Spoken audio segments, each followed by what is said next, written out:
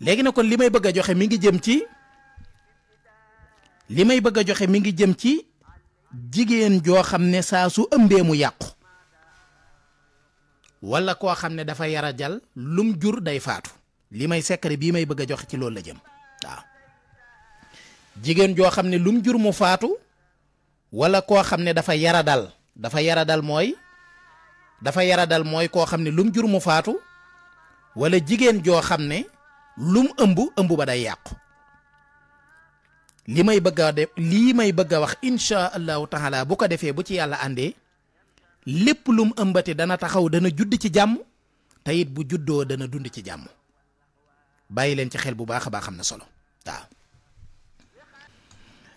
léegi nag kon yow mi nga xam ne dangaa bëgg a mucc ci ëmb bu yàqu wala nga yara dal loo jur mu faatu wala loo ëmb mu yàqu lii may bëgg a wax boo ko defee wallahi wa rabbil kaaba loo ëmbati dana taxaw tey loo jurati dana dund ci jàmm ci kàttanu suñu borom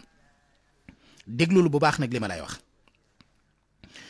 da ngay tàmbulee ci bismillahi rahmaani rahim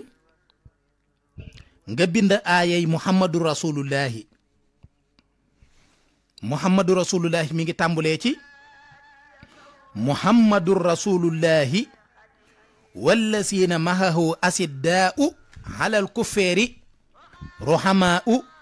baynahum tareehum rukkahan sujjadan yabtaxuuna fadlan min allahi wa ridwanan siimeehum fi wujuhihim min asari sujudi dalika masaluhum fi tawreti wa masaluhum fi linjili kadarhin axraja shat'ahu fa aadarahu fastaxlada fastawee ala zuuqihi yuhjibu zurraaha liyaxiisa bihimul kuffaara wa hada allahu alladina amanu wa hamilu saalihaati minhum maxfiratan wa ajran haziman waaye nag muhammadu rasulullahi bi dafa am noo koy binde maanaam miim yi nekk ci muhammadu rasulullahi ak baat yi nekk ci alam nasara ñoo tolloo loolu secret bu yéeme la maanaam miim yi nekk ci aaya muhammadu rasulullahi ak baat yi nekk ci saaru alam nasara ñoo tolloo léegi nag muhammadu rasulullahi lépp lu cay miim da nga koy ubbi ci misaal muhammadu gi am na ñaari miim gu njëkk ga alam nasara moo cay nekk miimu ñaareel ga làkka mahahoo sadraka roxamaa u warafaxnaa wawaddaxnaa boog roxamaa u wawaddaxnaa baynahum xanka tareehum wisraka minallahi lazi simeehum anqada ak dahraka parce que ñaari miim la fii wujuhihim warafaxnaa minasari laka masaluhum dikraka ak fa inna mahal parce que ñaari miim la wa masaluhum husri ak yusran ñaari miim la bihimu inna mahal amanu husri